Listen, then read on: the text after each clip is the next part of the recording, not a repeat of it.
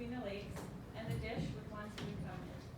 As treaty people, we will continue to uphold this agreement, which represents our responsibility to share and care for this land, its resources, and its people. As we gather today with the intention of finding common ground and connection amongst one another, we acknowledge the harmful legacy of colonialism and how the structures of settler decision-making have and continue to have an impact on Indigenous peoples and communities. This is the first step.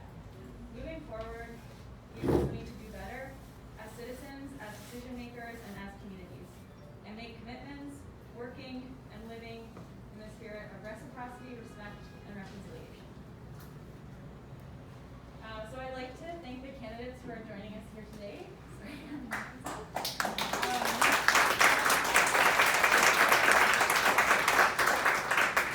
And I also wanted to share regrets from a few candidates who wanted to be here but were unable to due to prior commitments or illness.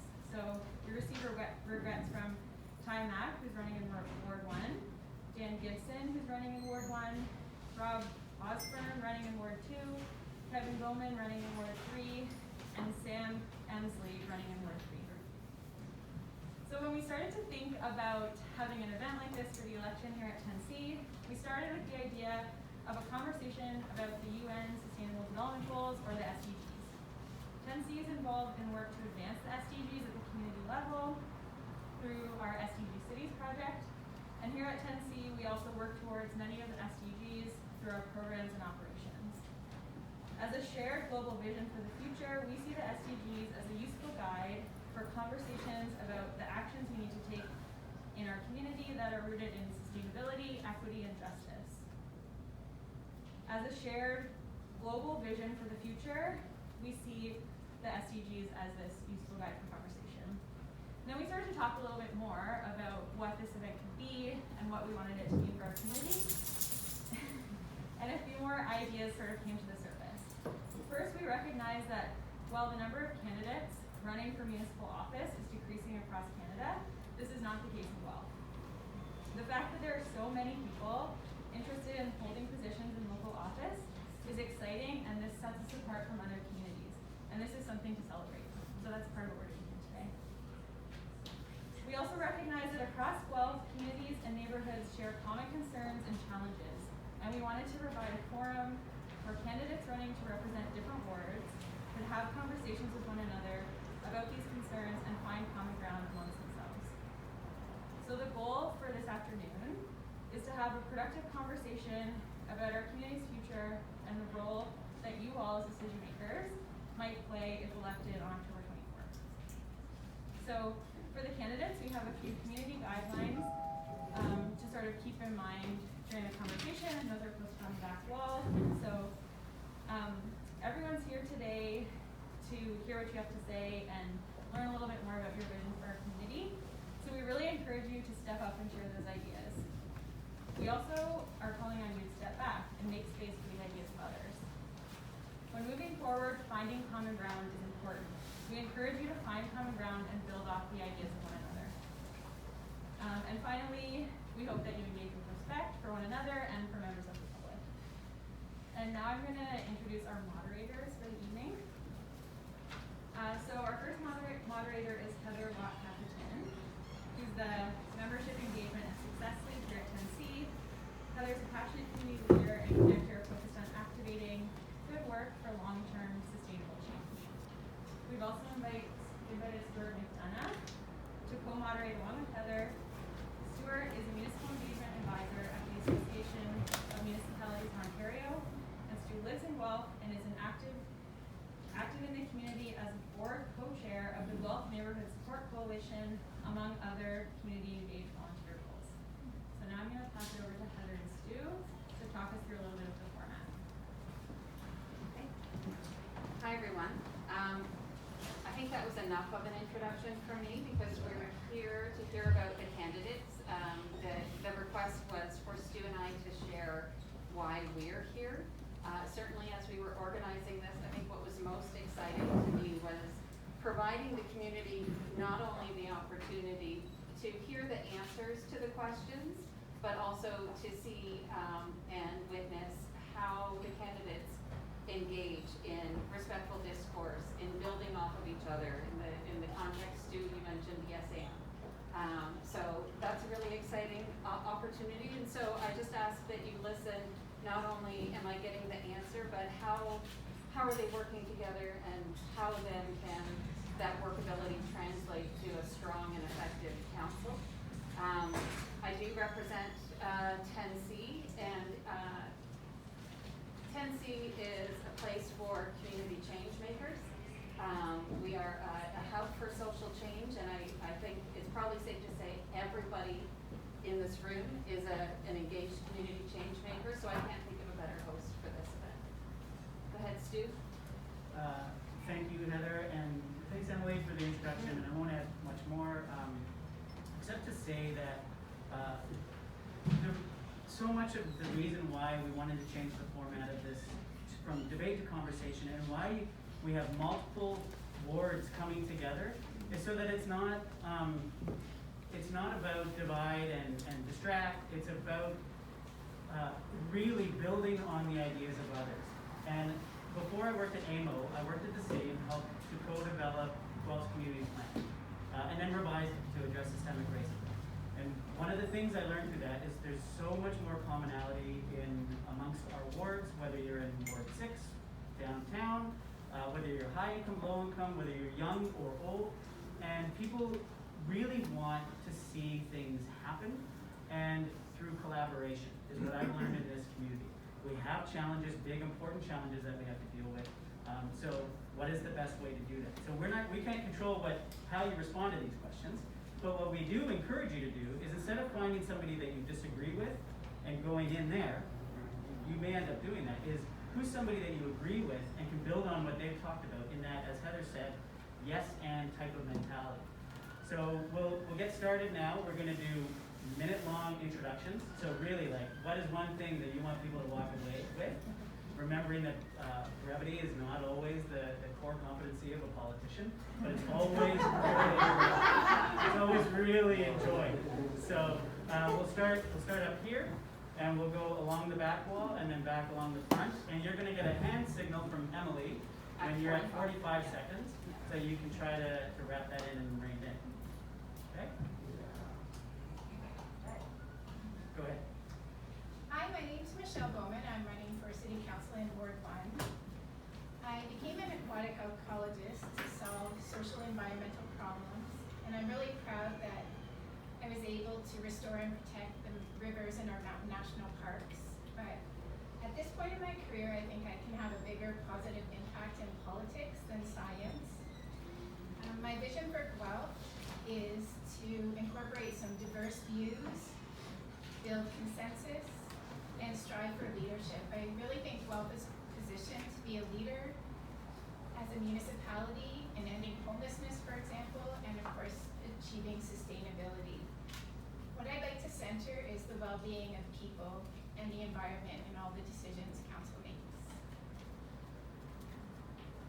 Hi, my name is Cousineau, and I'm running in Ward 3.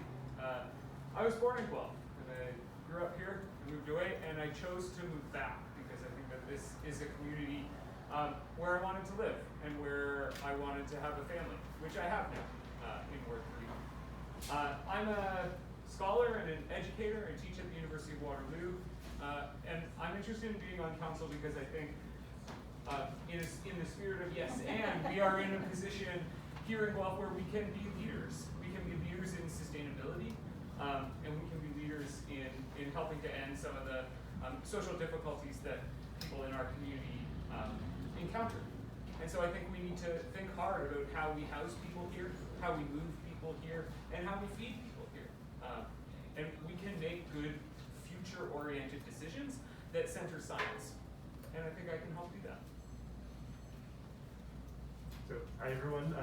My name is Elia Morrison. I'm running for councillor in Ward 2, and I am going to try to yes and this as well. Build off of what's been said. My history is that I am an arts manager, educator. I work at the Arts Center over in the ward, and working in a nonprofit. Working in collaboration with people, primarily with artists, to realize projects projects, get things done, and help people out. And that's kind of what I'm all about. I want to work in collaboration with people for a better future for Guelph. I have a focus on the people, on lifting people out of poverty, on making Guelph a place where everyone can thrive, everyone has access to all of the great things that our city has to offer. Thank you. Can I jump in very quickly before you? Just a quick sound check. Is everybody able to hear the candidates? Are we doing okay over the door? I know you can't see because I keep standing in front of you. Okay, that, and if we can ask the candidates, with the exception of when you're having some water, if you could kindly leave your masks on while you're speaking. Thank you. Okay, go ahead. Thank you, Heather. Hi, my name is Rodrigo Goller. I'm one of the candidates for Ward 2. I'm running for re-election because I love the city. I worked for the city of Guelph for 5 years in their community engagement team. And during that time, I became disenchanted with how the city did community engagement and how the information flowed from the public up to management and then up to council. And I felt that it wasn't always going the way that I would have liked to see it go. The conversations at council did not seem to reflect what the public was talking about. So that's why I became a city councilor. And to the spirit of today, with the Millennium Development Goals, I think there's a few of the goals that are absolutely within the grasp of the municipality, such as housing. I think we're a wealthy community, we can definitely afford to house everyone in Guelph, and that's something we need to work on. There's lots of other great conversations I look forward to having, but great to see everyone here today, and I look forward to having conversations during the event and afterwards. Hi everyone, my name is Klassen and I'm running for City Councilor in Ward 2. I'm a small business owner downtown Guelph. I'm the owner of the Sage Soap Company. It's just on Yarmouth Street, not too far away. I actually kind of started my business at 10C in a lot of ways. I had a desk here when I moved back, I think about 7 years ago, and I did a lot of my desk work here. So it's really cool to be back here and having this conversation. I'm really involved in our downtown community. I'm a member of the Chamber of Commerce, and I also, through that, sit on the Downtown Guelph Business Association. I'm really concerned about what's happening in our downtown and all of the growth that is happening in our city. Through my business, I engage with different types of organizations, nonprofits as well. We do a community soap program, and I work a lot with different people in this community, and I'd like to be able to continue that working at council. Hi, I'm Erin Payton. I'm running for Ward 1 City Council. I moved to Guelph 3 years ago with my daughter from Toronto, and I picked Guelph out of all of the available options because I thought it was the nicest, most inclusive city out of everywhere around Toronto. And I want to help make it even better. I'm a project manager, and I also volunteer on the Guelph Neighborhood Support Coalition, and I'm a member of the Accessibility Advisory Council of Guelph. So I see a lot of the inner workings of the city and what does work and what doesn't work. And as someone who is really big into process, I think that I have a lot that I can offer in regards to helping those things be more efficient and move them forward so that everyone has their voice heard within Guelph and that we reach the sustainability goals that the UN has set aside. Hi everybody, my name is Dandie. I am running for councilor in Ward 2. It is so great to see so many familiar faces out here. I've worked with a lot of you in a lot of different aspects, whether it has to do with poverty and homelessness or something to do with the Green Party. I have been a Green Party voter my entire life because I didn't know where my life was going to take me. And I love the idea that I could vote for the same party with the same values anywhere that I went in the world. Starting on Mike Schreiner's campaign is what led me to where I am today. I found that my heart is with municipal governance, and I look forward to being able to work with anyone and everyone that holds the same values and wants to see Guelph grow into the best world-class city it can possibly be. Greetings, everyone. My name is Phil Allt. Just a bit of my background. I was born in Guelph. I left. I swore I'd never come back. I've been here for 65 of my 66 years. I went to university in London, in Toronto, in Hamilton, and in Guelph. I can share more about that later on. It is my principle that we embrace the whole society approach to development in Guelph and throughout Canada. It's one of the reasons that I do not accept a pro-development council, but rather a smart development council. One that recognizes that we must build for all of Guelph, and that includes everyone regardless of race, gender, sexual orientation, faith, whatever. We need to also recognize that we cannot continue the trickle-down approach to addressing poverty. We must hold the provincial and the federal governments accountable. That's our responsibility. Because otherwise, property taxes are going to go right out of this world, and I'm happy to talk about that. Hi, I'm Michele Richardson, and I'm running for council in Ward 3. My parents were born in Guelph. I was raised in Guelph because my dad was in the Canadian military, so he was a Edmonton at the time I was born. We came back when I was about 3. I grew up in the Sunny Acres Park area, although I still can't skate, but that's another issue. And I went on to become a registered nurse. I worked at St. Joseph's Hospital in Guelph for 13 years, and then went on to work, I currently work at the County of Wellington Human Resources. I have 18 years of municipal government experience and work collaboratively already with the city. I'm going to build on Phil, as we need to have a very collaborative council that can work together because we're stronger together. There's so many issues, so many big issues, neighborhood issues, and I really want to continue to work and make sure we're using all of our resources to make Guelph the great city that it is. Hi everyone, my name is Chidi. I'm running for the City Council for Ward 1.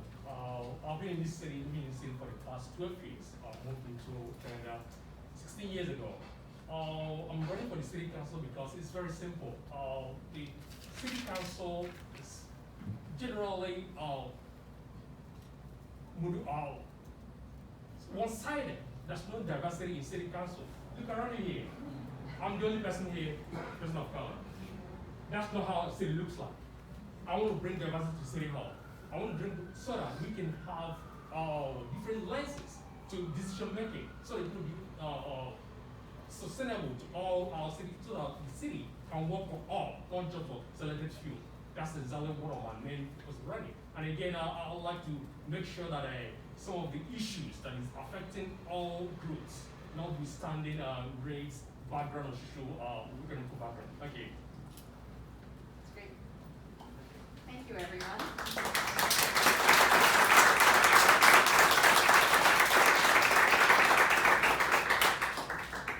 Okay, so we're going to move on to the questions. We ask that you limit it to 2 minutes. Emily, again, is your guidepost. And this time, Chidi, we're going to start with you, and we'll come around this way and end at the back. I'm going to start with a question. If you have a question for the candidates, you do have the opportunity to add it to the board. Over here, you can visit Jude and Sonia over at the tables over there, and they'll provide you with a piece of paper if there's something you want to add. Candidates have the opportunity, if you don't get to these questions today, you'll have the opportunity to answer those. Okay, Heather, so. just before we go on Yes. too, after everybody has that chance to answer the question the first time, if as a candidate you want to respond and yes and build on somebody else's, we'll take a few of those as time permits.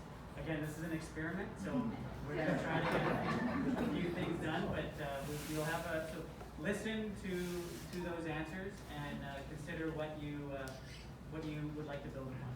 Yeah. And you'll of course have the opportunity to do that as we move on.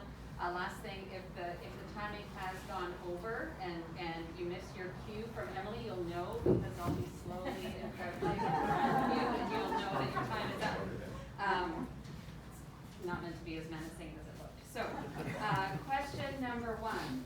SDG 2 is all about working towards food systems that are sustainable, equitable, and just, which includes ending hunger and food insecurity worldwide. Household food insecurity, or insecure access to food, is primarily due to financial constraints. Not being able to afford adequate food has significant negative impacts on people's physical, mental, and social health. How will you work to address the needs of people experiencing food insecurity in the community?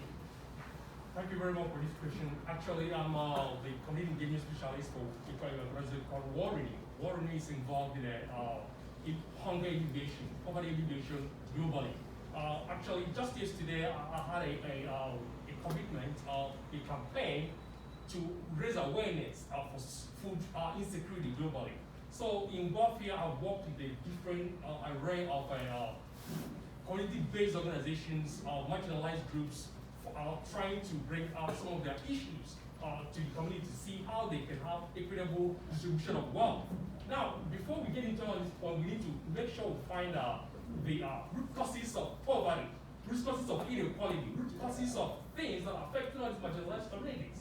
So you see, even in jobs, they can't even get jobs. The new blame that they are poor, they are criminals or whatnot. So we need to make sure that we include all these marginalized groups, seniors, young professionals, in the political discourse, in the society, so that they can be included. So we can't just keep on doing the same old.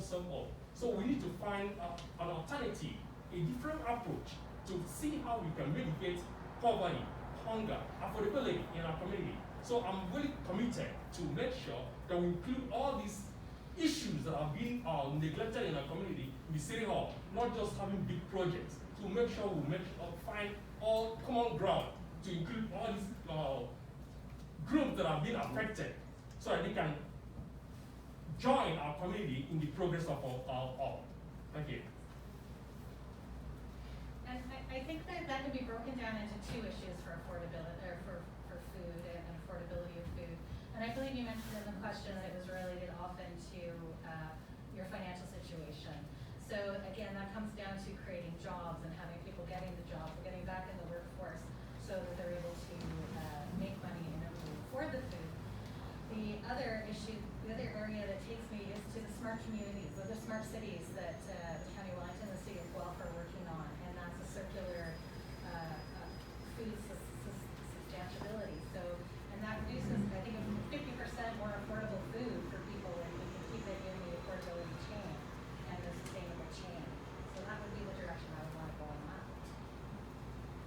Me or Michele? On the front row. Front row, okay, thanks. Thanks. I worked for years with the North End Harvest Market, with Honored Well, Hope House with Seed, and we're not getting anywhere. And we're not getting anywhere because one of the things we failed to do is address the issue of a guaranteed income for all. And this is a significant problem. When we entered into a period of neoliberal economics, where we decided that we needed to cut our tax rate, we created an economic problem for people. It has meant that consequently, many people do not have the money that they need. Trickle-down economics does not deliver anything to the least amongst us.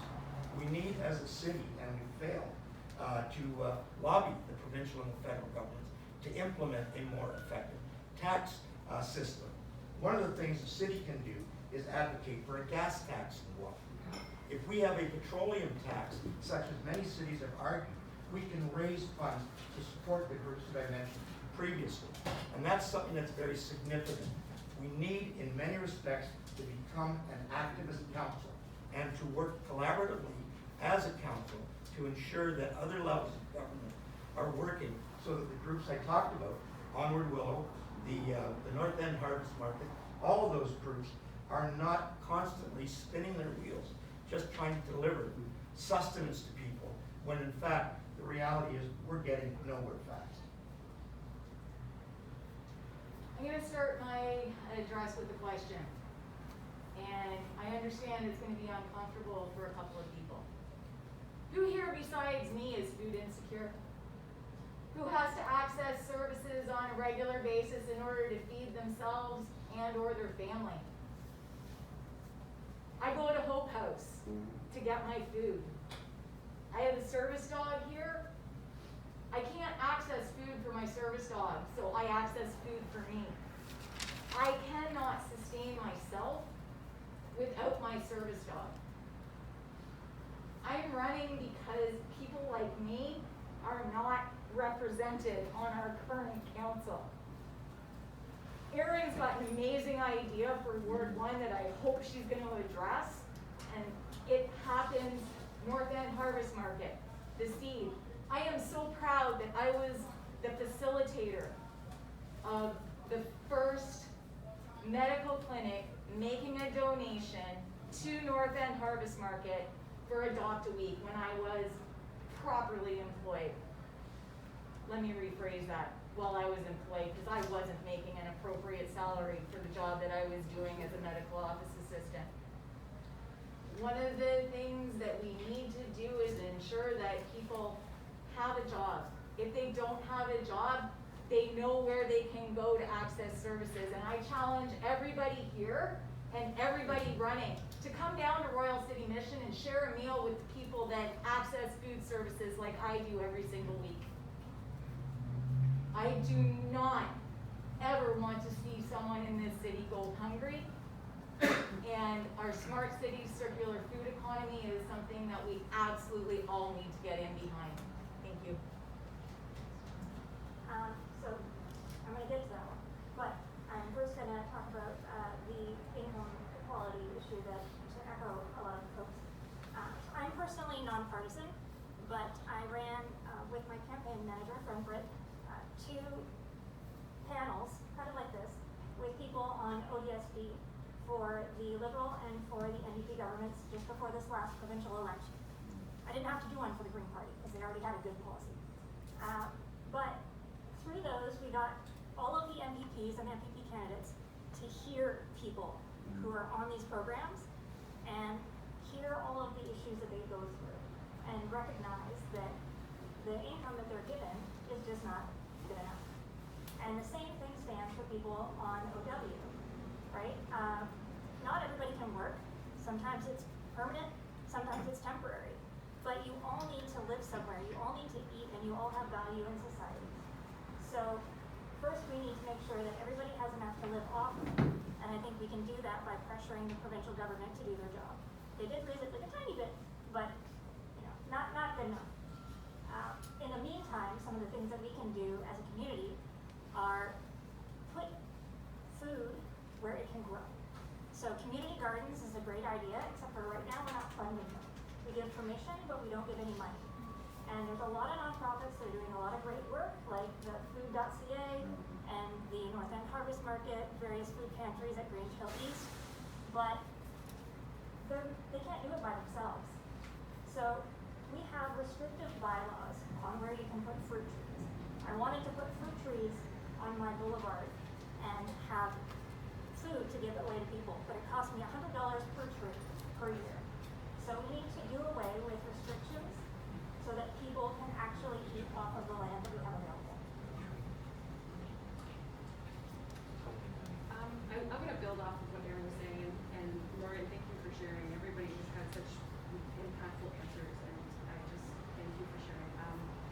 I think urban agriculture, and during the pandemic, I took it upon myself. I saw that Brampton had a seeds program where they were providing seeds and soil to residents to be able to develop their own gardens. And I sent some emails to the city of Guelph asking if we could potentially also have this type of program, because there was a real opportunity during the pandemic, I think, to be able to start cultivating some of these gardens. And I never heard much back from it, even though I've tried. As Erin said, there's not funding for it. And so, like, I want to look at projects like this. I think that we have a lot of space. I mean, there are people who have lots of space that we could be developing. And when I visited other communities, I've noticed that people I know have started to cultivate their neighbors' yards. And I think that we need to see more of these types of projects. And I'm going to just say ditto to a lot of the other things that have been said too. Thank you. That's it's an excellent question, and I do agree with a lot that has been said, particularly with advocating for universal basic income. I think it's the solution moving forward for communities. And one of the challenges that we have as a municipality is that providing food is not part of why we collect property taxes. So I got a lot of pushback when the Guelph Neighborhood Support Coalition came to council asking for more funds for food security for the Northern Harvest Market and the seed. We did provide increased funding, and I think that unfortunately that is what we'll need to continue doing until the provincial and the federal level create universal basic income.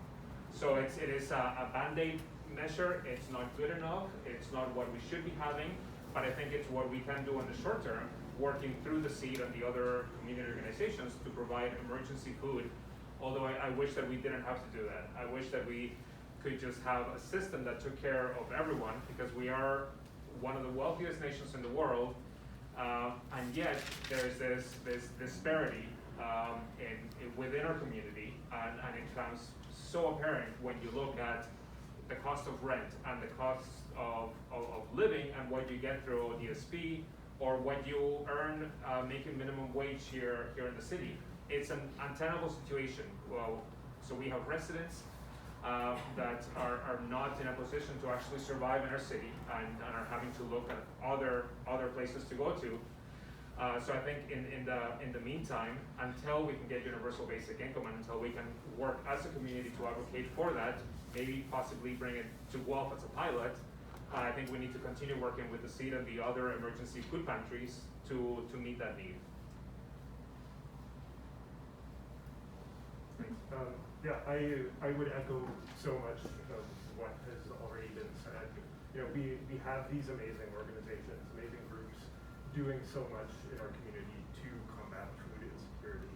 And you know, they shouldn't have to. They shouldn't have to exist. We are such a wealthy nation, such a wealthy city, that everyone could truly be supported and be lifted out of poverty.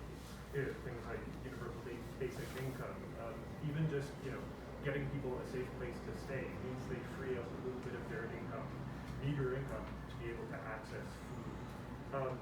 You know, I could go on about all the great things, all the great organizations, but I'm just going to say I'm one of the people who operates the Allt Street Community Pantry, so I kind of have a front row seat to, you know, the impact of food insecurity. And this community pantry, it exists so that, you know, neighbors can support neighbors, people in the community can support people in the community.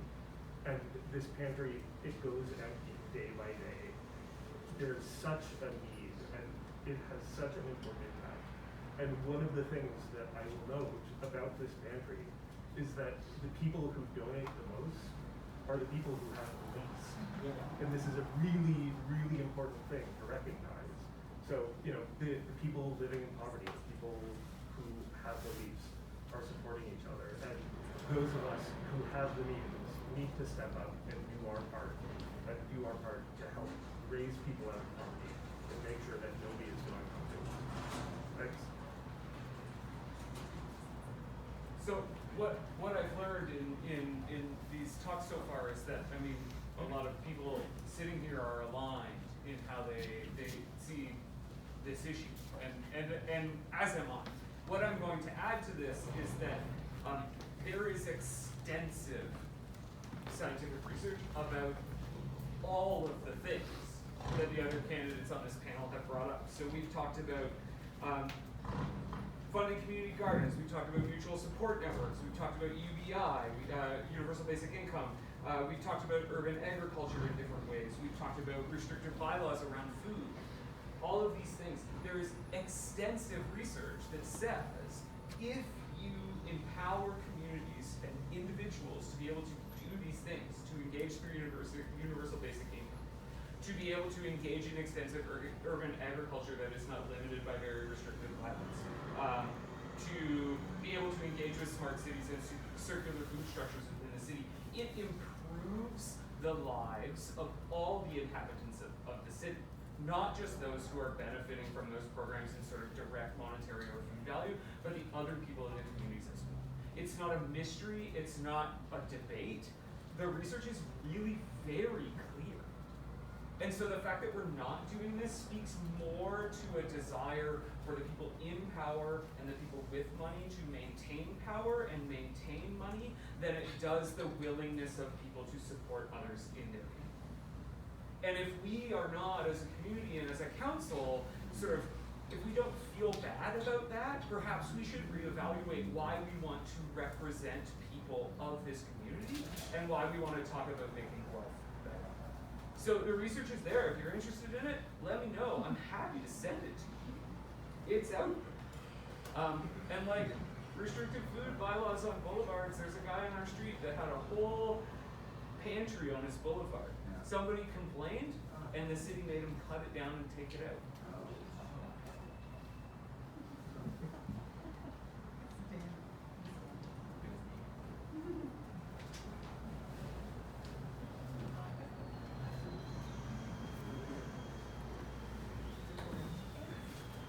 Yeah, I just wanted to start by saying I'm a huge advocate for guaranteed livable income, and you've heard all the reasons going around the panel. I just wanted to build a bit on some things that Morgan and Chidi said. That if we incorporate diverse voices and incorporate the people actually marginalized, then we get to better solutions faster. So Morgan has lived experience. Chidi brings a whole different perspective from all of his work around the world.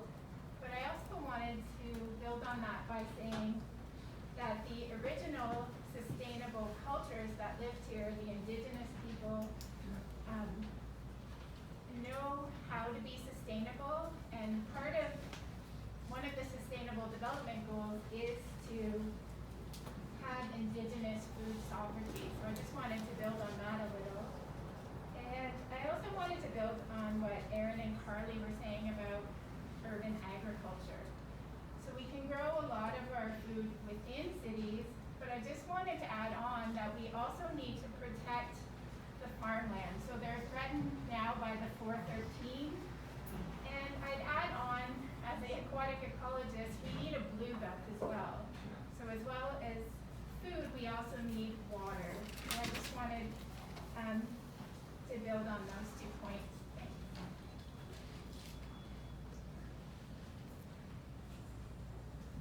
Go ahead. Actually, maybe Erin, I'm going to ask you if you want to join in on this as well. I think something that we could talk about as far as urban agriculture goes too is the Yorkland space.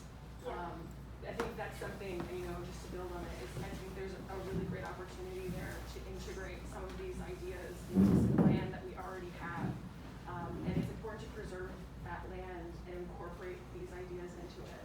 And I know that you've done a lot of work in this area, so I feel like you could build on it a bit better. So there's a nonprofit that works off of the Yorklands, and they're called Yorkland Green Hub, and they do a lot of community farming right now. And the issue with the Yorklands is that a lot of the property is owned by the province, and so we don't really have the availability to go on it. And there is some issues with the soil because the reformatory used to do metalwork, and so a lot of the soil is contaminated, and it's not really adequate for farming, so you have to kind of do raised beds. But I was told that you can do fruit trees really well there. So I would recommend that we would plant a lot of fruit trees on our property if given permission by the province. And we could really feed a lot of people that way, right? There's no reason why we can't just grow food and give it away. And I think that the Yorklands, in conjunction with a lot of the nonprofits, is one of the ways that we can build on that and make that go forward. Like, some of the groups that you've worked with too, right, with the Guelph Neighborhood Sport Coalition, those are already trying to give away food to the communities. So if we just allow them the space to do what they do, then we can make it a lot easier on a lot of people. I just wanted to expand. So I don't know how many people are familiar with donut economics. I started a book club studying donut economics. We went through 3 iterations of it, starting in 2019 and running through until the end of 2020. One of the things that the author Kate Rayworth says in the book is the focus of development should be on advancing the richness of human life rather than the richness of the economy in which human beings live. The aim should be to enlarge people's capabilities, such as to be healthy, empowered, and creative, so they can choose to be and do the things that they value. That's what we're talking about. I can't remember the individual who said a society should be judged on how they treat the most vulnerable. I know I'm paraphrasing, somebody will probably be able to say what the exact quote is. This is what we're looking at. How do we care for the most vulnerable in our society? If we cannot feed ourselves, who is going to help us? If we're not protecting our farmland and our water, how are we going to eat? Guelph is one of the best places. I am friends with Chef Kay at Hope House. She was on a recent seminar, and she was astounded at the paucity of food supports outside of Guelph. She thought we were having a hard time, and she discovered that we are one of the best. What does that say about this province? Yeah, thank you. Sorry. No, I was Good? yes, I'm Okay. calling you a public. Thanks. A bit of homework.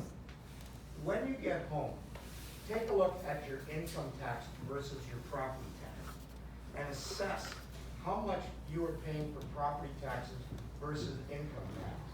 And then assess how closely do your property taxes approximate the services and the connection that you get to your representatives versus your income taxes and the services that you get from the federal and the provincial government. Your property taxes are significantly lower as a percentage than are your income taxes. And this creates a problem because cities are very limited in the money that we can raise. Yet what we can do is advocate for tax reform that would permit cities like Guelph to actually raise more money and deal with issues such as what we're talking about better. Something else to consider. You get roads, you get taxes, you get sidewalks. One of our problems right now is downloading from the provincial government. Most people are not aware that part of our challenge is the downloading and the failure for us to be compensated for that downloading, for court services, for housing, for social services, for all of those things that are invisible to many people. The other thing to consider is in World War II, we had Gardens for Heroes on every front garden in Canada. And if you didn't have it, you were considered to not be patriotic. We've changed the equation. Now, if you don't have grass, you're considered to be somebody, and I don't mean marijuana, you're considered to be someone who is threatening the beauty of your neighborhood. It takes the community to change that equation again. I would appeal to everyone here to advocate for exactly what was expressed at this end, for the fact that we need Gardens for Heroes, the people that are living on the street in ways that probably most of us would dare to do. That's all we can do, just a little thing, but we can demand of our counselors something better. Thank you. Go ahead, Stu. Okay, was there anybody else that had a comment before we move on to the second question? Okay. I just want to expand a bit what Phil said about getting more autonomy for municipalities. So I started politics at the federal level, and I decided to run municipally because this is where the action happens. And I think as a communities, we can build these solutions. The communities know what we need, we know what the solutions are, but trying to come up with solutions that will fit the whole country is almost impossible. So I've lived in Edmonton, all over, and it's really different cultures in these different provinces and cities. So I think Phil's right on the money when he says we have to advocate for more autonomy so we have better tools to solve these problems. Okay, thank you.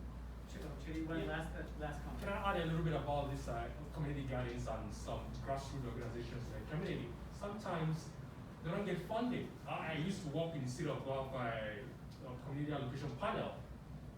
They don't really give funding to small organizations that don't have a compelling application, because this small organization, they don't even have the need to hire like a grant writer to do their applications. So they get mixed up. So if you're small and trying to help little communities that are actually worried, all of us that we all ate our breakfast and lunch.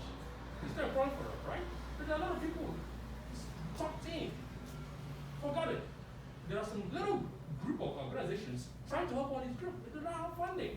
They don't have support because of all these red tapes and established norms and to give them funding, little funding.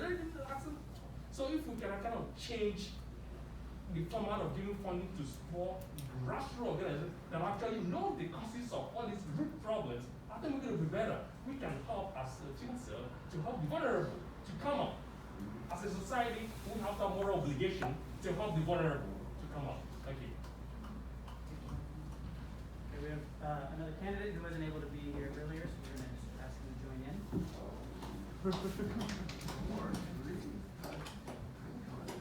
Okay, so I think I'm going to ask a question. We're going to start with Mr. Should we just give this candidate the 1 minute to introduce What I was thinking is themselves? that I'd let him sit for a second, and then when we got to him, he could add a, just so you could get acclimated. Then when it comes to you, you can do a minute on yourself, which is what they all have, and then you can answer the question. Does that work for you? Yeah. Okay, great. Yeah. Just thought I'd not put him right on the spot. Okay, so second question. Again, we're going to limit you to 2 minutes this time around. We're going to start with Mr. Goller on that end. We're going to come around the back and then back around the front. I promise you I didn't write this question, but it's a topic very close to my heart. A recent amendment to Guelph's community plan added a new priority area called We Are Community. This emerged out of community conversations that made it clear that a more ambitious, immediate, and necessary goal related to equity and anti-racism was needed in Guelph. This is closely aligned to a key principle of the SDGs to leave no one behind, recognizing the voices and stories that must inform work towards sustainable development. The question here is, how will you work to achieve the equity, diversity, inclusion, and anti-racism goals of the We Are Community part of the community plan, and ensure that the city works towards the permanent elimination of systemic racism in all forms? Thank you for the question, Sue. I think, as Chidi pointed out, the city council is not very diverse. I was born in Peru, South America, and the only member of council was born in the global south, but it's still not a lot of diversity. One of the things that I did ask the clerk's team is to start tracking for advisory committees who is actually sitting on them, because these are the groups of community members that step up, they volunteer, and they provide advice to staff and to council, so that we can actually make sure that those groups are more diverse intentionally. So now the city's tracking those groups, the membership, and then they are taking consideration. Do we have enough people, with different genders, different backgrounds, different ethnicities, who are sitting on those groups at city council? We have a newly appointed office that looks at diversity and inclusion at the city of Guelph, and I think council needs to support that office to make sure that the work that they do, when they come forward with recommendations, such as they have recommended that council meetings go to Tuesday instead of Mondays, and then they go to 10 a.m. instead of 6 p.m. to increase the accessibility and diversity. I think we need to look for more of those opportunities to make city council as a whole more accessible to the public, and to make the advisory committees that feed information to council more diverse. Also, as an employer, I think it's important for us to look at who is in the community, and for the city to make sure that we are hiring from within Guelph as much as possible, and having more Guelph residents present to make decisions. It's one of those tough decisions when you have general managers who may live in another city. How well are they going to know our community? How invested are they going to be to make decisions that reflect the will of Guelph? So that is something that I think we definitely need to work on.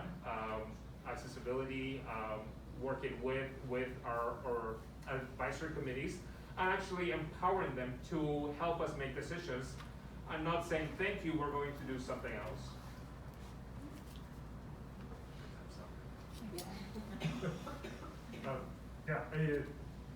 Diversity is so important, because without a diversity of voices represented on council, represented in city staff, represented in who is delegating and advocating to city hall, we end up with huge blind spots. I will say, look at me, I'm a white guy in my mid-30s.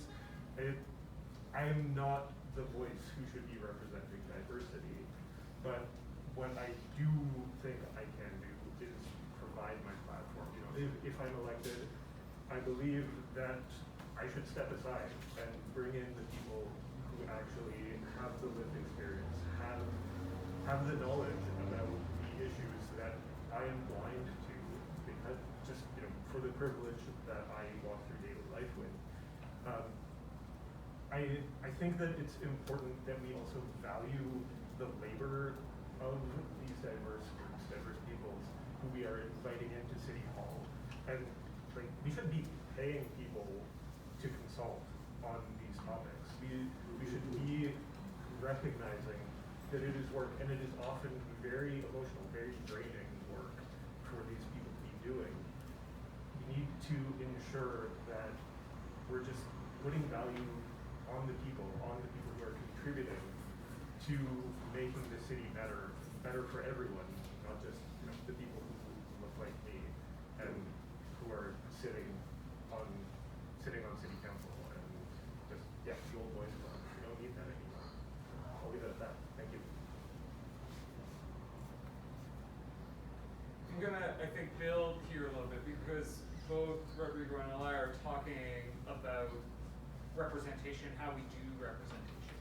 And this speaks to Arnstein's a scholar that talked about, it's called a ladder of representation, and where do we fall on that? And do we fall in a space of tokenism where we're bringing individuals in to sort of represent underrepresented communities, give us opinion, not pay them often, and then send them away to continue making decisions. I mean, a critique of city council in here and in many places in Ontario and in Canada is that it looks an awful lot like me and not an awful lot like the cities that and the spaces that they're meant to represent. And so again, I think like Elia, I mean, not to borrow your words too much, but am I the right person to be talking about that? I mean, what I can bring to that discussion is I'm a social justice scholar, right? I'm a person who laughs when the word woke is weaponized, because all that means is that I think other people are people too, and that they deserve to be heard and represented and actually listened to, rather than brought in as sort of a token representative and then sent on their merry way. And so I think, what can the city do? Well, I mean, I'm running to represent Ward 3, which is a wildly diverse ward, especially if you think about socioeconomic status, right? We have spaces in Exhibition Park, contrasted with spaces in Onward Willow, which is made up, there's a lot of subsidized and co-op housing there. And so, I mean, we have some wildly diverse folks in our ward, and I don't think, anyway, that anybody from Onward Willow on the north side of Willow is running for council, right? And why is that? Well, can they afford to? Do they have the time? No, right? So, like, you know, it's funny for the fact that it's funny, but it's not, right? You know, so I think I'll end there. Oh yeah, lots to build on. I guess I'll start with something that Rodrigo said, and that is collecting data. So as a Green Party, we were highlighted in some of the last elections as being the most white party out there, and that's exactly the opposite of what we wanted. So Krista and other people, the current city advisor worked, and we actually hired experts to help us figure out this problem. And the first thing they asked us to do was to collect the data. So I think that's really important, that we can't have targets unless we know where we are. And yeah, I liked other things that were said about the intersectionality of it. So people can't run for council if they can't afford to run for council, if they're worried about rent and they're worried about food. And so another great resource that I always look at, and I know Krista mentioned too, is the Wheel of Marginalization. So there's lots of different ways to be marginalized, and there's lots of ways that those interact. And I'll just finally put in a plug for the Indigenous community again. I know they were upset that their Sacred Fire event wasn't publicized on the city website. they were upset that only a few councillors went. Honestly, just follow them on social media and you'll get to know their views. And it wouldn't hurt to, before these things are published, just run it by them. And I know we don't want to overburden them, but ask if they'd like to have a look at it before it's published. Well, everyone, I want to start off by saying I'm sorry. I got caught up with a constituent. We were talking about some downtown issues and homelessness that's going on and how it's affecting the businesses, so I thought it was a really important conversation I couldn't rush out on. My name is Bertrand. I'm running for Ward 3. I'm a father of 2 girls. The reason why I got into this is because I'm looking at the affordability and I'm looking at my girls. I want to raise independent girls, and at the rate the affordable housing and everything is going, there's going to be no choice. They're going to be depending on us in the future. So I wanted to get involved and see with my real estate background if I can make an effect on this. As well, there's been a lot of division over the last couple of years, which is going to bring me to this recent question. And I feel a lot of things that everyone said here so far is very good, but I feel also it starts with us. We're the leaders in our communities as councillors and mayors, and we need to work collaboratively. We need to work together and achieve the results our city is asking from us. If we can work together, hopefully this can spill onto our community and everybody will start unifying together, and we can build a better community that way. But it's on us. It's on us. I feel, yes, these issues existed long before, last few years, but I feel they really got exposed over the last few years, and it was politics that exposed it. Now it's up to the politicians to bring us back together. And we got to do a lot of listening. We have to do a lot of listening. I don't have the answers to all this. Again, I'm a middle-aged white man. I don't have all the answers, but I'm going to listen. I'm going to listen. I'm going to see what we can do to bring everyone into our community. Thank you. And John, we didn't mention the rule. You were within time. Emily will put her board up. I'll let you know when you're close. Okay, thanks very much. Okay, me again.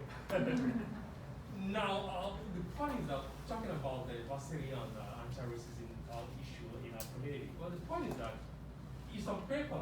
It's just PDF files of strategies and plans, thoughts and prayers, and no.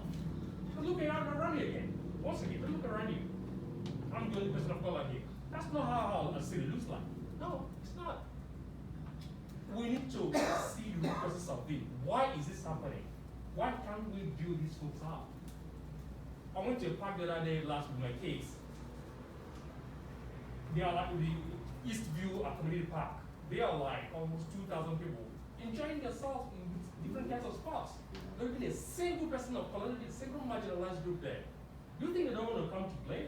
Because the parks are not designed for them. There's nothing that's designed to make them be there. And again, like he said, why can't they run? We don't even have the economical might. I'm struggling. You need to run. I'm struggling to run. I don't have the economical might. So, and again, we have to work individually. There is a fire circle of friends. There is a fire workplace. If you play people, diversify your workplace. Try and make the space inclusive, because we are better together. That's why my policy, the policy or the vision of my campaign is a community that works for all. We can do better when we work together. Despite levels, sexual orientation, background, social economical status, we can work together, come together to make our city a better place. Especially, hopefully, this election, the both side of vote.ca is diverse. That's the picture. Let it be in practice October 24th. Thank you.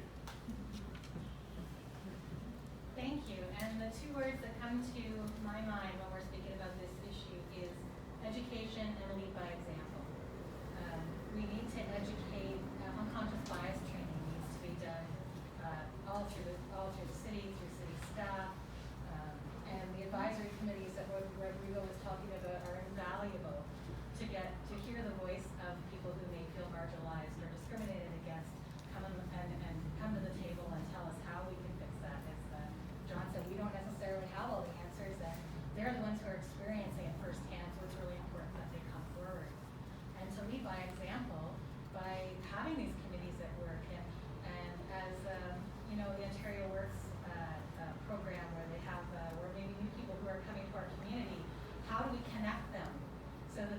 that there's these opportunities to get involved. Those are the things that I would really want to work on to help combat that issue. Thanks. I've taken a page of notes so far.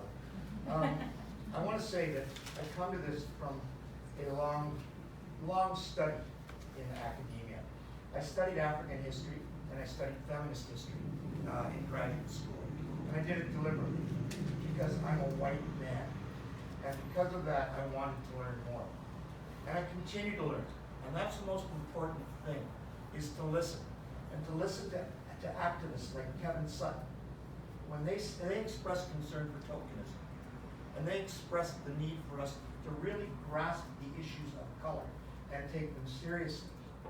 But also, let's not just leave it at color.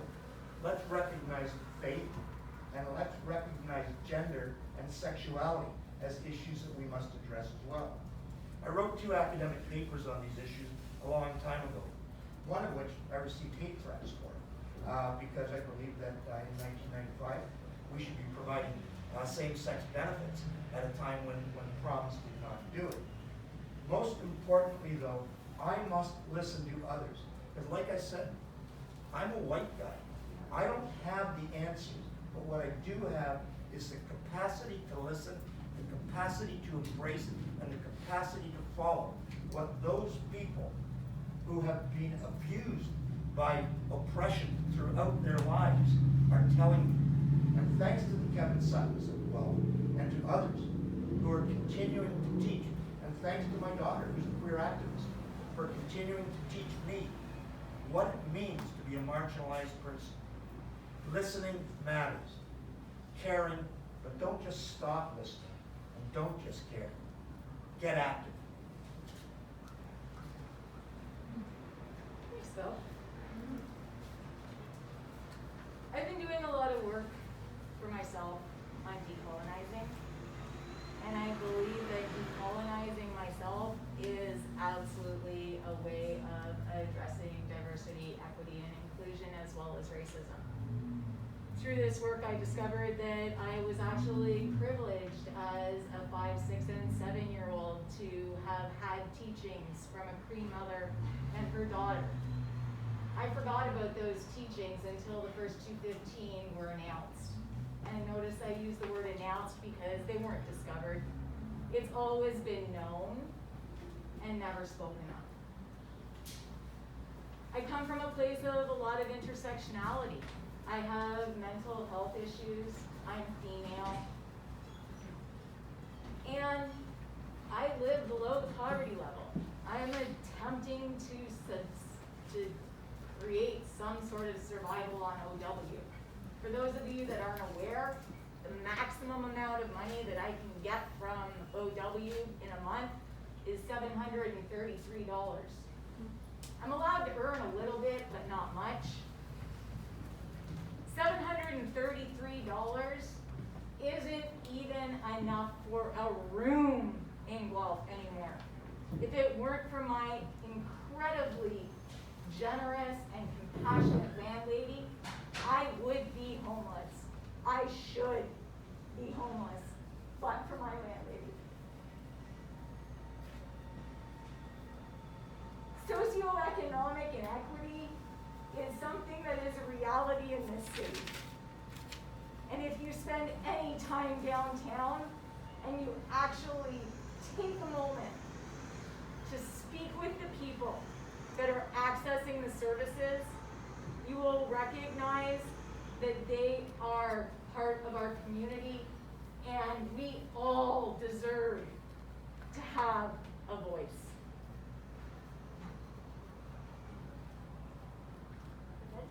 I'm good. I'm a non-binary person, and we don't have any of those on council. And if I'm the first non-binary person that you've met, that's okay. You can talk to me about it afterwards. We can have a whole conversation. But I'm also a disabled person, and thank you for being here with me. And I'm on one of the equity committees for the city. And I can tell you right now that they don't really have to listen to the advice you give. And that's a big problem. So legally they're allowed, like they have to have us, but they don't have to actually take our advice. And one of the things that I've seen in the city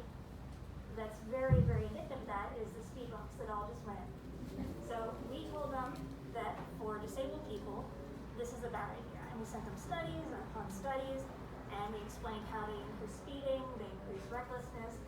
And when I was walking up and down and meeting neighbors on Starwood Drive, I met a woman who had a seizure. She had to call an ambulance, and then she got hurt in the ambulance going over the speed bump. And a young man was killed riding his motorcycle, and the ambulance had to turn around at the speed bumps before they could go back to the hospital. So this is a known issue, and this was told to the city. If the city actually listened to the equity groups, then that wouldn't have happened. So we need to fix the process on that. Currently, city councilors are not allowed to sit on the equity groups, but they should be. They should be sitting in on every equity group for at least one meeting a year. And the equity groups don't create their own reports. They're distilled by the city. And it's basically like playing a game of telephone tag, right? By the time it gets to city council, it doesn't necessarily always have the same meaning. And I don't think the city is doing this on purpose. It's just not direct enough of a process. So if we fix the process, then people can be involved. And like with your plans, I found out that the community groups that are being asked questions, none of them were Indigenous people. And that area has a huge Indigenous history. So we need to include all voices.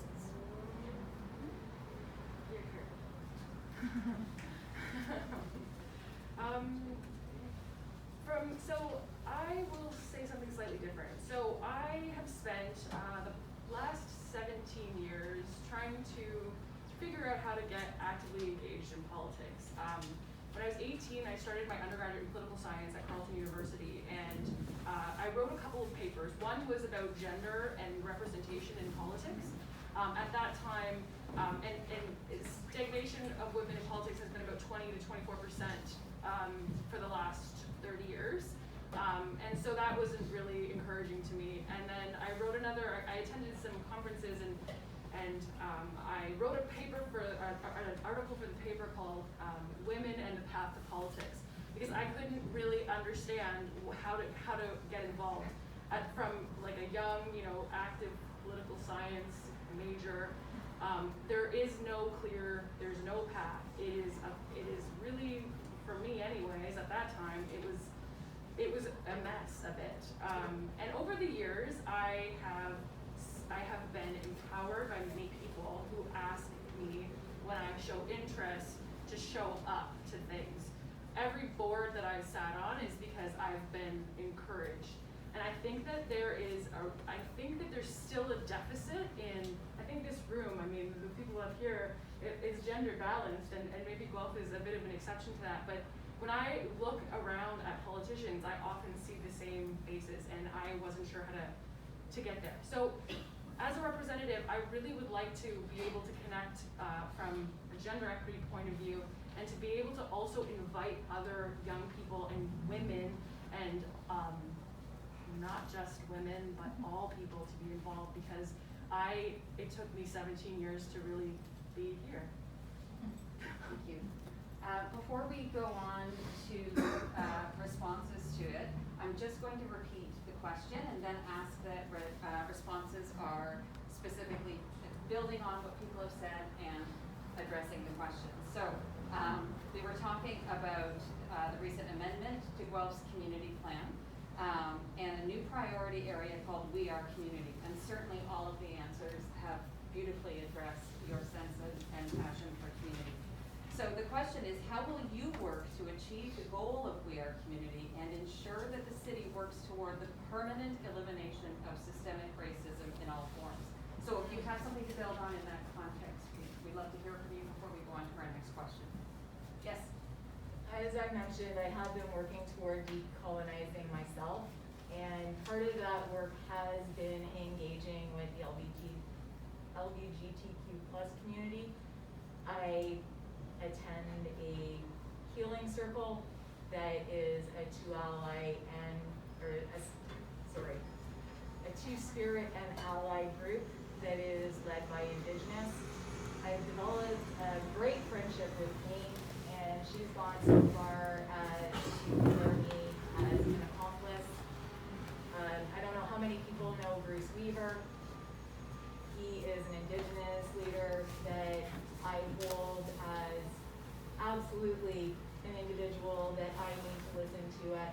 lectures, and I seek out his guidance at every opportunity I have. And as Phil mentioned, Kevin Sutton is also someone that I find a lot of strength and commitment from, and working within and with the communities that are the most marginalized is what I have been doing over the time that I've lived here in Guelph since 2014.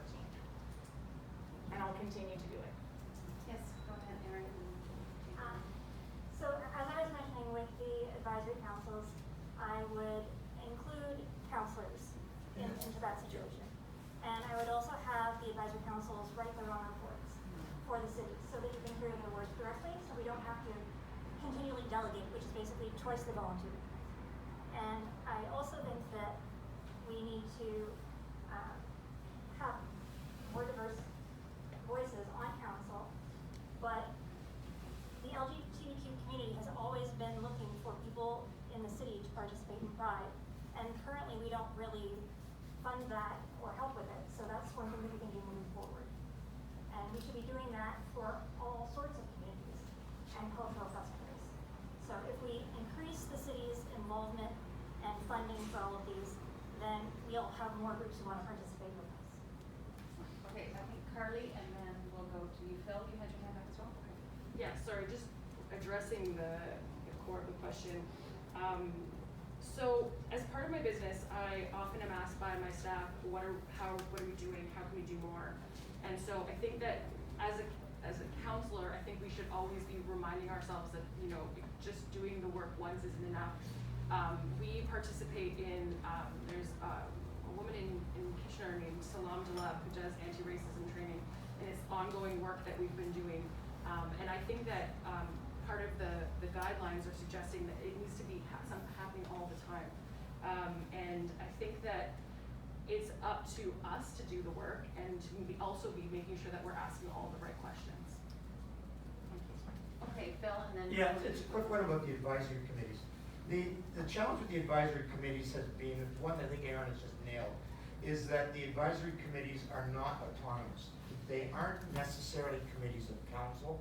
They are committees to assist staff. So consequently, those reports go to staff first. And that creates a problem for councillors making decisions. I honestly am of two minds about whether councillors should be on those committees at this point. For one simple reason. There is the challenge of political bias with councillors on those committees. And that's why they were initially removed back during the Barbridge administration a long time ago in a galaxy far away. However, without some council representation there, even if it is ex officio, not providing input into the reports, it is often very difficult for us to see them. And Erin, you're quite correct, it is not just the committees that you're sitting on, it's other committees as well. This is a reform that a new council can address very quickly. Yes, So I actually just thought of this on the cuff,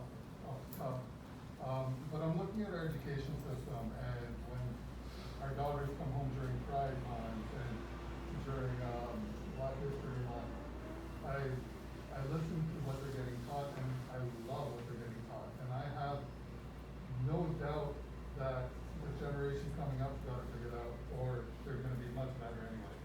Or the issue lies in the current adults. And so what I'm thinking is, us as leaders, maybe when we do have these Pride Months, and we do have the Black History Month, maybe we get a speaker in where all of council, or all of the city staff and council go in and listen to the speaker for an hour so that we can get educated and we can know what's going on here. Because, you know, you can hold all these events and it's all voluntary, and the people who are attending them are usually the people with open minds. So if we implemented something like this, it could help. So thank you. Rodrigo's got me that. Sure. There are more that want to speak. Thank you. Elia. Yeah. Actually, Okay. Elia. I'll go I've there. already spoken. Yeah, I've just been thinking, about, the people, the groups who have been mentioned. Kevin Sutton, amazing person and leader in the community, GBHS, groups, Indigenous leaders, and thinking, like, why aren't they here? What are the barriers that have kept them, let alone engaging with city council, like engaging with these types of forums? What are the barriers, and what can we, as potential council candidates, as city council, how do we break those down? How do we make the access happen so that these leaders who can bring so much to the conversation make it easy and possible for them to engage? So.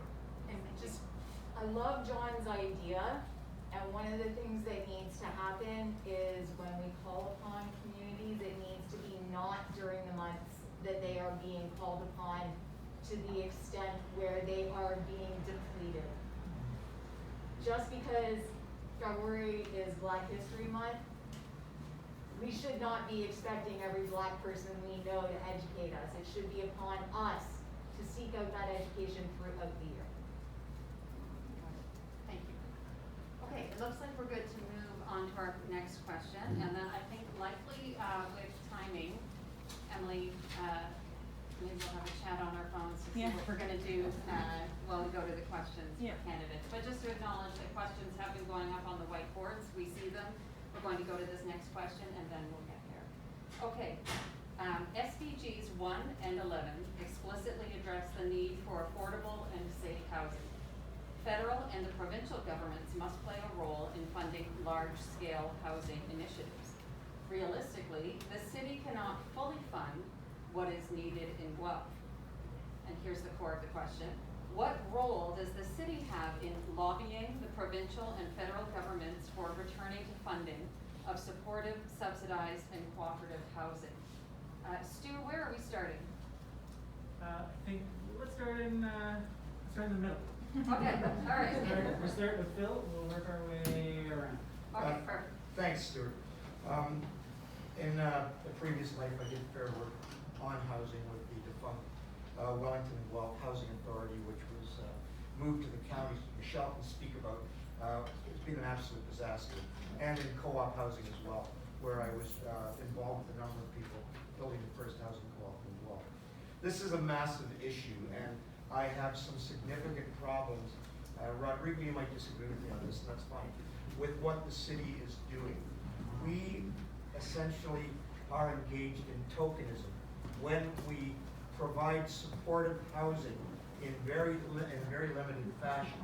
The reason for that is that the cost of any unit in Guelph is approximately $300 a square foot.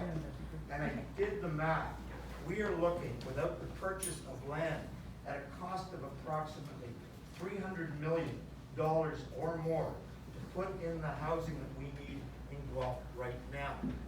The simple answer to this is that what the city can do is we can provide some relief from development charges, parkland dedication for Susan as well, in some senses, which we can make up elsewhere, in order for us to develop more co-op and sustainable housing.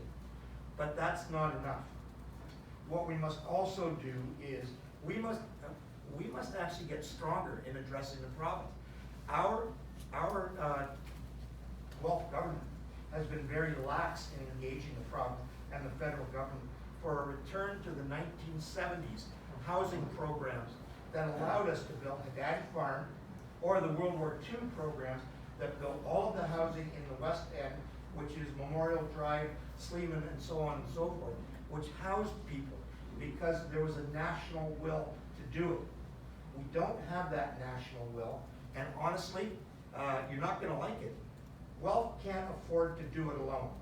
This is a federal and a provincial issue, and that's why I harp on taxation.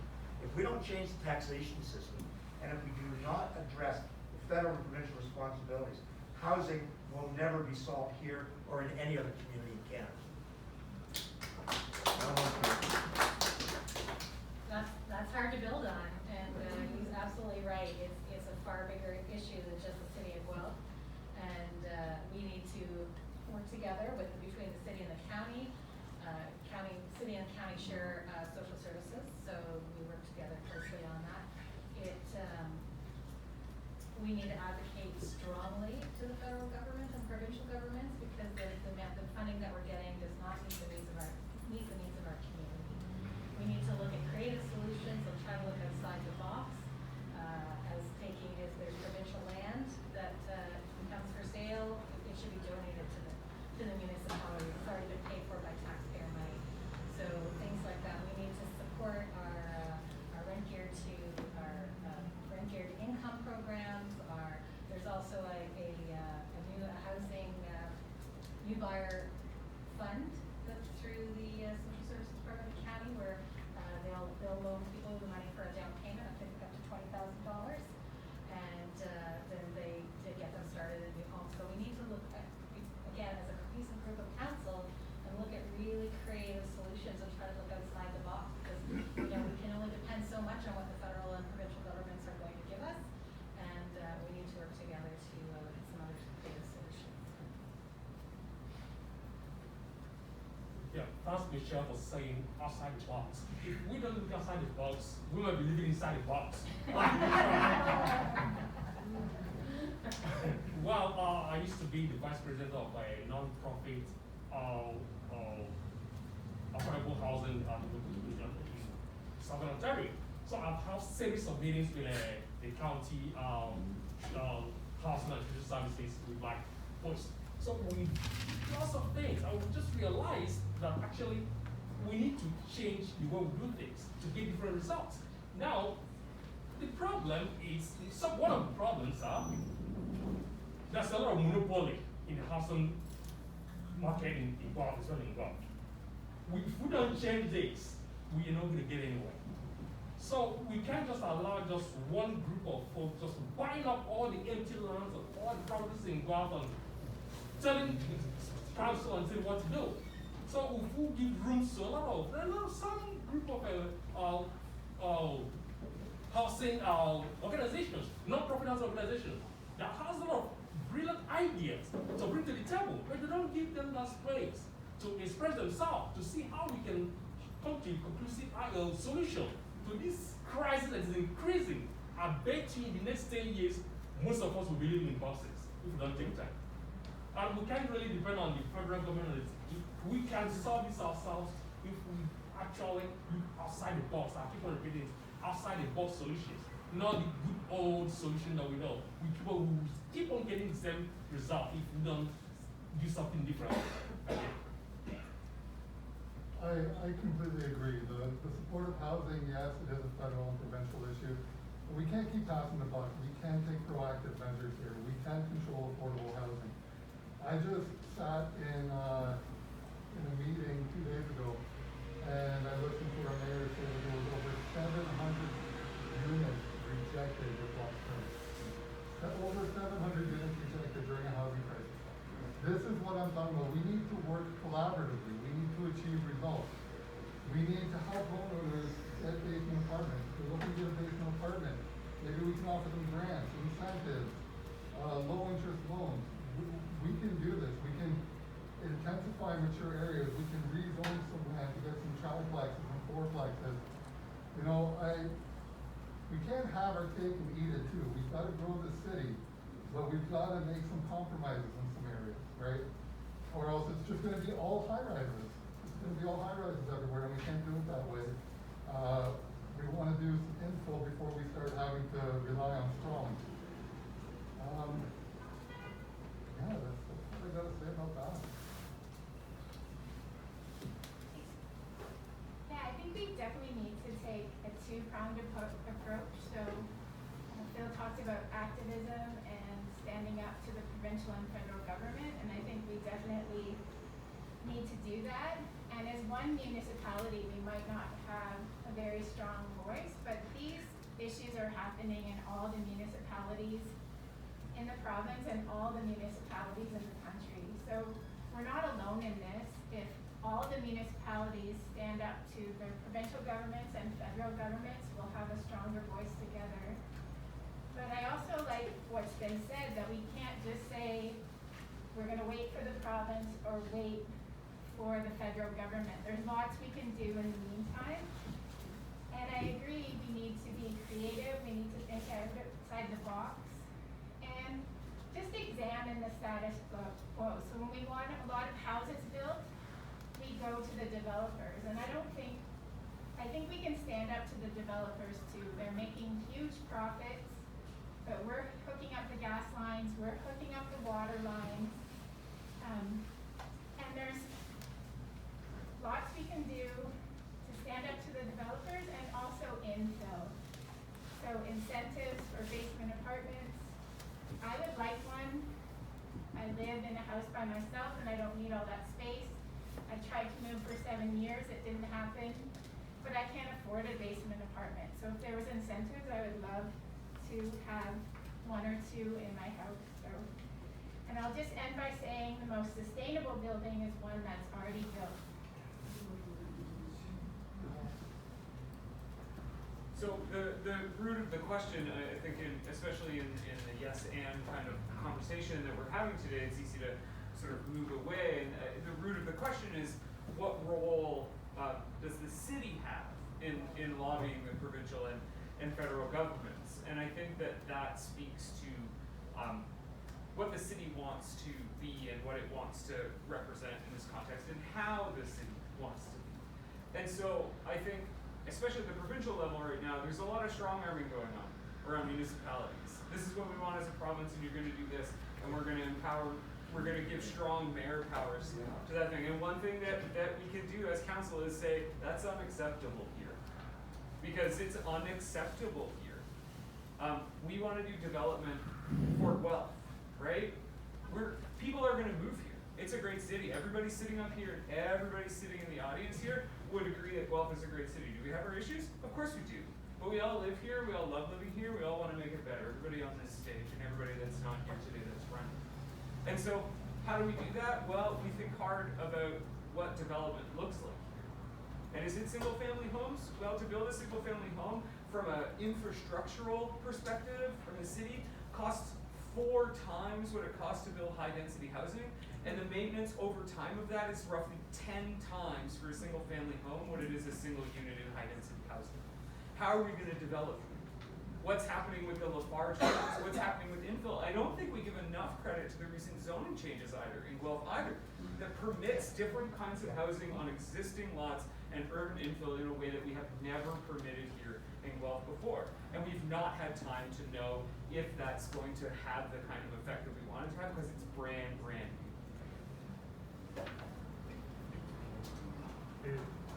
I feel like I've been, I don't know, jumping all over the place and just trying to listen and hearing, so many great things. I can echo everything that's been said. The recent zoning changes, banding together as municipalities to push back against the provincial and federal government. That advocacy piece. We as a city do need to, we need to be a bit of a bully against the province and the federal governments. We need to advocate for ourselves to be able to do the smart development, to build, get them to participate and support us as a city in building supportive housing, in getting people a safe place to live. Because we need people to have safe places to live now. It's not, however long down the line it will take for us to advocate and get action. There is a housing crisis now, and there are people without a safe place to stay now. So, we can talk about these great grand ideas, but we do need to be finding strategies as a city immediately to be getting people in beds, getting people under a safe roof, and just housing people. And everyone who wants or needs a place to stay should be able to access one. I have lost my train of thought, so I'm gonna leave it there. Just so many great ideas.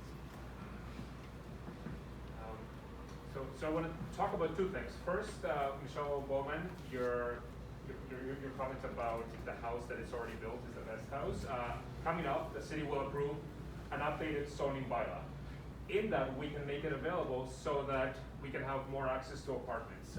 Right now, you have this crazy restriction that unless you have an extra driveway spot, you cannot have an extra rental apartment in your house. We also have restrictions that you can have a single family home or a duplex, but triplex, fourplex, fiveplex, sevenplexes are not allowed. And if you have a fiveplex or a sixplex and you want to renovate it, the moment that you do significant work, you lose that status. So I think we need to get rid of those restrictions and allow for multi-family homes and for older homes to be converted into multi-family residential units as one quick way to increase the number of housing units in the city in the next 6 months. That's something that, we change the bylaw and then all of a sudden housing opens up.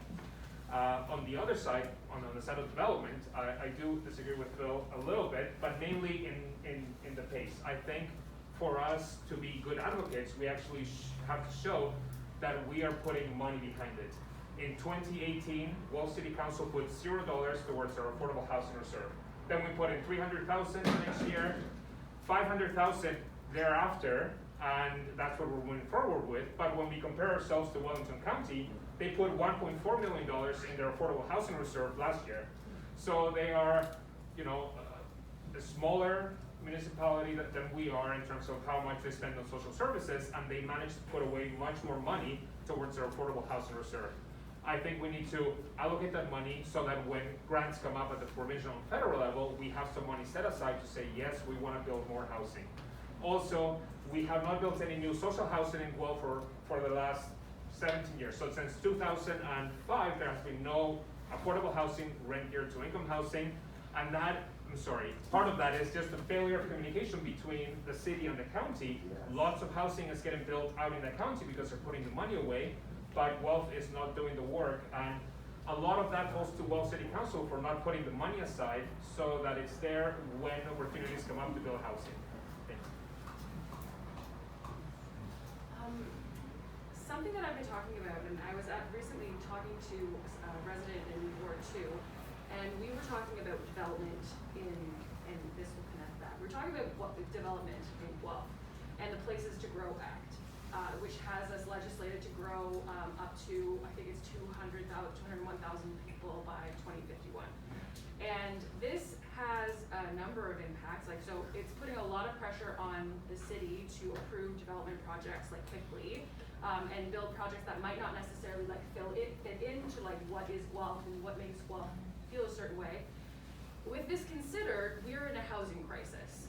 And so we've got this pressure coming from the province to grow and to build and to accommodate new families, not just the people who live here. And I think that's where we need to push back, especially on the province, and be like, there's other places that are growing rapidly who are kind of taking, in Toronto, places to grow, there's many people growing there, but in places we also need to be making sure that we're growing in a way that is sustainable and that we're accounting for people who need homes that are already here. Why are we encouraging this growth when really it's kind of unsustainable because we can't even keep the people that we have here? As I talk to a lot of young people as well who want to stay in Guelph, and they can't. And I think that in the role of counselor, I think we really need to be asking ourselves, a lot of conversations I've had, questionnaires that I filled out during this campaign have been about how are you going to make sure that we grow to this number by this time? And it's well, maybe we shouldn't. Maybe we should really be asking ourselves, why are we doing this?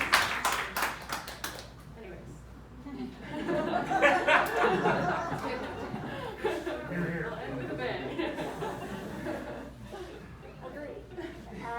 We need to be being cautious about how much we grow because we don't really have the infrastructure to support the amount of people we have right now. Yeah. But I'm kind of in between Phil and Rodrigo on this one. So I definitely think that we need to be pushing back on the province and having them support us. I think they should have given us the Yorklands for free because they want us to grow. They should be giving us the land to grow on, right? But they didn't. So in the meantime, one of the things I thought of is, we need to have a coalition of city councils, kind of like how the mayors have big city mayors, right? So they've got their group, we could have our group, and as a coalition, then we would have a stronger voice to push back. But I also went in and I talked to Fusion Homes because they bought a parcel of the Yorklands. And I was suggesting to them that they push back on the province to raise income supports for people like on ODSP and OW.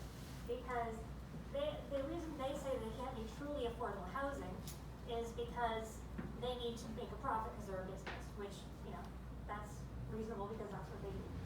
However, if people had more money to spend on rent, then they would be making that money. So the Ford government listens to developers. Developers need to be a part of this solution. They need to be pushing for people to have a livable income. And if we had that plus accessible housing, that's the other part of it, is that what we're building is not something that you can age in place in. It's not something that if you have mobility issues, you can even access. I have been doing what I call the Stairmaster Challenge, up and down all of the streets of the high density housing. It's not good enough. We can do better than that. Yeah. Wow, so many incredible ideas. One of the things in the chapter Create to Regenerate that has to do with this is what's on our corporate to-do list? Do we want to do nothing? Do we want to do what pays? Do we want to do our fair share? Do we want to do no harm? Or do we want to be generous? That's where we need to be as a corporation, in generosity. In generosity, we should have a housing first philosophy. Myself, a mayoral candidate, and Adam Donaldson, along with Kevin Bowman, went on a tour to look at some of the homes that have electricity disconnected within an hour to an hour and a half of very slow walking in a very small area. I saw over 20 homes that are within the ward, which is now part of Ward 2, the downtown, and just into part of Ward 3. These are homes that should be occupied, not sitting vacant, left to rot, waiting for developers to gain what they can. They're just over on Surrey Street. There's a whole row right across the street from the police station and the paramedic office that has 6 or 8, Danny, I don't recall if you do. How many homes were in that row? 6 or 8, 5, something like that. They all have the electricity disconnected. They're left to rot while someone is speculating. We need to get a vacancy tax in this city and get the homes that are sitting there vacant populated with the people on our streets. Sorry, Phil. As Stu stated, sorry for cutting off your applause. This is an experiment. Certainly we hope a lot of you that are in attendance today, councillors included, are welcome and come back when we're speaking to the other wards. We are not finishing up. We have another question that we would like to get into space. Emily, when we finish up, is going to let everyone know how we're going to address the questions on the board. And so and we're going to limit you to rapid fire 1-minute answers. And I think it's appropriate because the world needs to move quickly now to solve some of these issues. So, addressing climate change is a global effort. SDG 13 is all about climate, asking that urgent action is taken to combat climate change. As a whole, the SDGs consider interconnected social, economic, and environmental impacts and the steps we can and must take to address them. Locally, we have work to do to bring down our emissions community-wide. Here's the question. If we want to ask each of you, if you support each term of council setting interim community-wide community-wide climate change targets for reduction of greenhouse gas emissions. So I'll repeat that. We are asking each candidate if they support each term of council setting interim community-wide climate change targets for reduction of greenhouse gas emissions. And, in a minute, how can our community work together to achieve these targets if this commitment is made? So yes or no, and then how can our community work together to achieve these targets if this commitment is made? So I suggest we start in the middle again, but go in the opposite direction. Does that sound good, Stu? So where does that have us? I believe we're starting here. Yes. Thank you. Absolutely, we need to have interim targets. There's no way that we're gonna know where we're at if we don't know where we are. If we don't have a target for each term of council, how are we gonna be able to judge whether we are moving in the correct direction? Susan has said time and time again, development does not pay for development. And in reducing GHGs, we need the developers to look into the materials and practices that are required not only for the new builds, but for the retrofits that need to happen in order for us to be able to meet our goals of net zero and renewable 100% by 2050. We're not gonna get there with what we have. Brett Darian told us that. Thank you. Okay, the quick one, yes, the answer is yes. I'm sorry, I thought you said we're going this way. This way. We start. You're last. Oh, that's fine. Oh, I wondered why you said we're gonna go the other way. I thought, okay, you meant you're going That way. There you go, okay. Woohoo! I'm the bad student in class.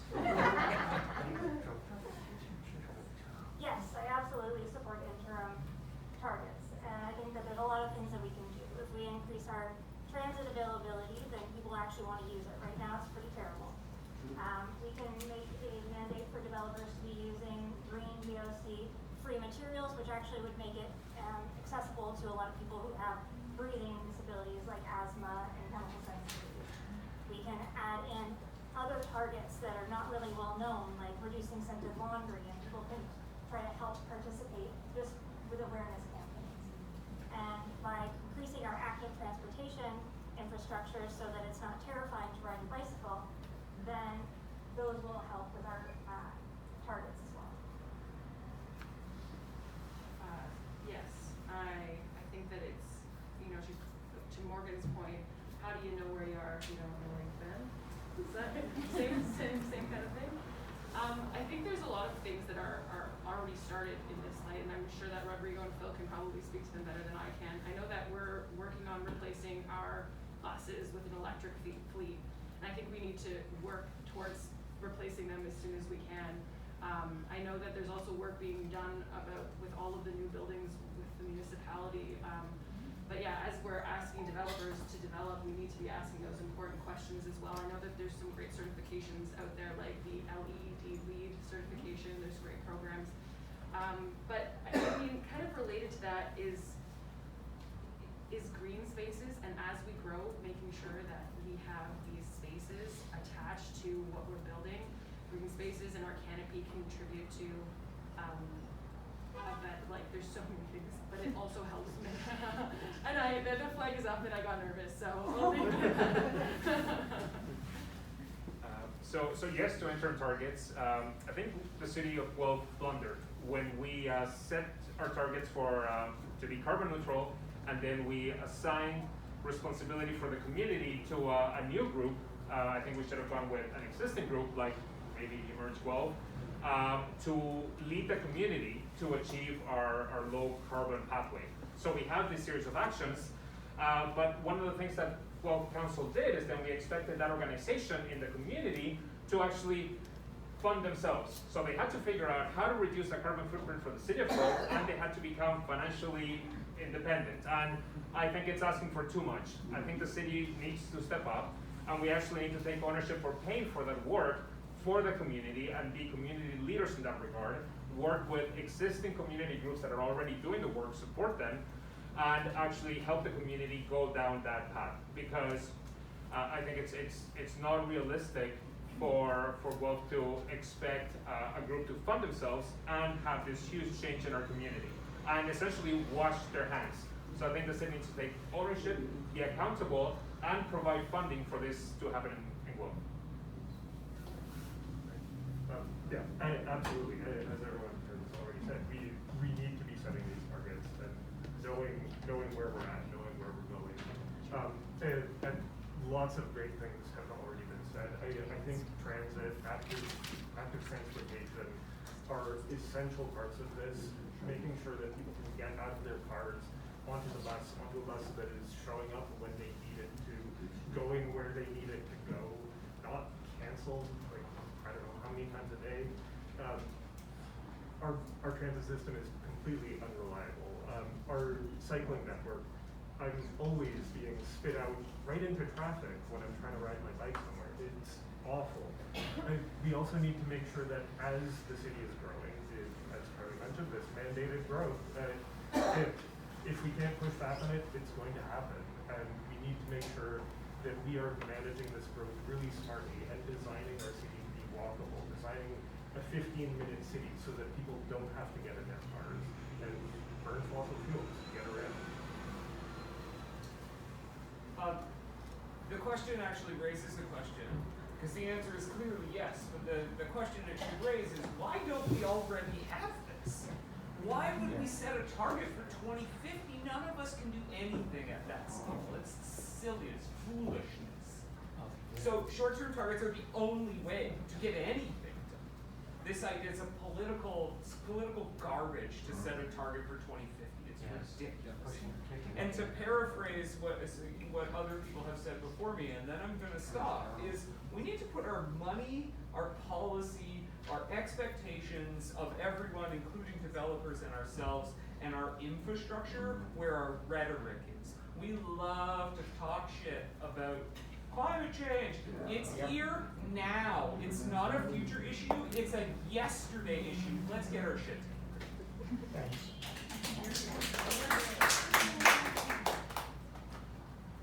Absolutely.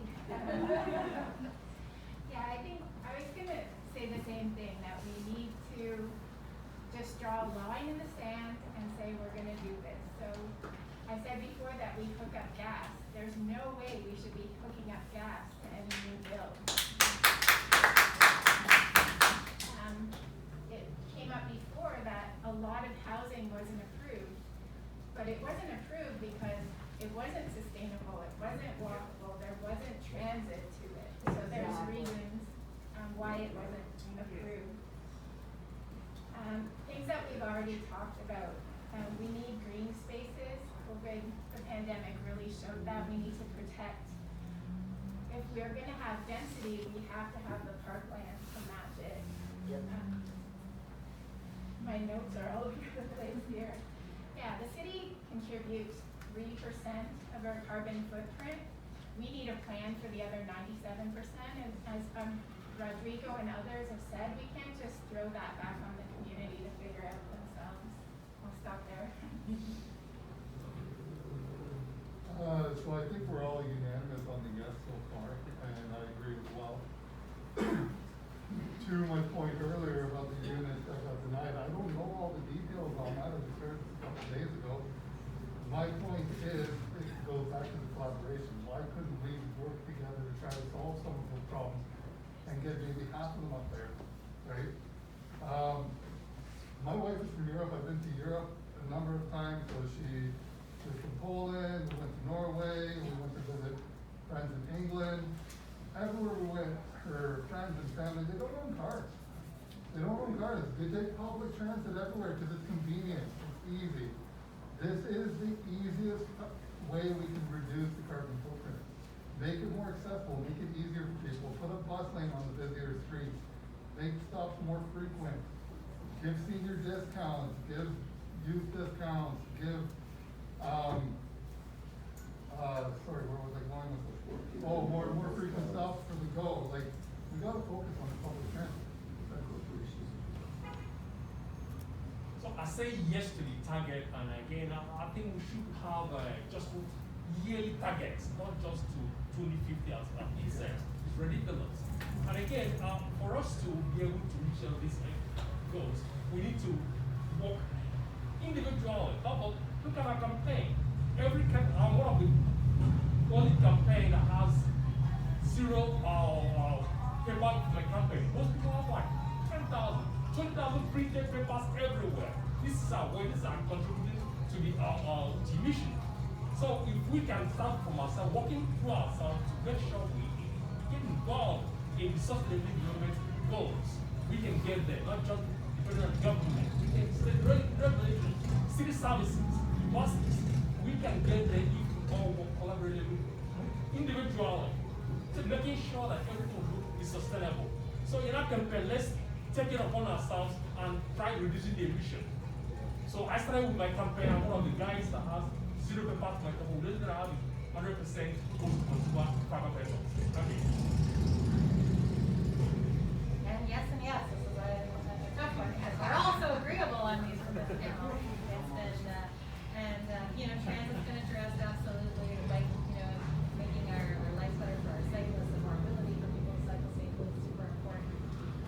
The other thing that is interesting, where we said the city only contributes 3% to our carbon footprint and the rest of the city is 97%. This is one place where municipalities can actually have the greatest influence in the private sector by offering support programs and incentives and policy development to make sure that we can't put it, as Rodrigo said, we can't throw it at the community and say, okay, reduce your footprint, and not help them figure out how to do that and be available as a resource for them. And thanks, because you're quite correct, the city can influence. The greatest failure of this city was winding up the district energy program about 8 years ago. The consequence of that was that we did not use waste heat for producing of electricity. This is a serious problem. We need to revisit programs like this. We need to look at local. And Evan, I gotta say, I think we need to look at grants for home storage and for solar panels. That's the things the city can do. The other thing we need to recognize is that climate change is not just electricity and fuel. It's the water shortage that we have this year. And we have to address that. And growth is going to exacerbate that. And I categorically reject the idea that we continue to grow to 280,000 without us having problems with our water. If we had a drought at 135,000 people, what are the consequences when we grow to 208,000? Does that mean water coming from Guelph Lake? Or does it mean a pipeline from Lake Erie? Do we exacerbate climate change as a consequence? Okay. Thanks, everybody. No, we don't have time. We're at time. I have a citywide request regarding transit. I am a transit user. Anyone that uses transit, every single time that your bus is late, please contact Guelph Transit, make a complaint. They do not have enough data about the problems with our transit system to be able to effectively advocate to our city planners. I made 2 complaints yesterday on the 99. Please, an appeal to everyone in the city. Make complaints so we've got the data for continuous improvement. So thank you. And on that note, I'd like to thank Nancy for inviting me, for inviting all of you, and then all of you for coming. If you wanna, there's gonna be some questions that have been asked. We're gonna share that with the candidates. That will be shared through the Eventbrite page that you registered on. If you didn't register through that, you can leave your email. I think this was a successful experiment.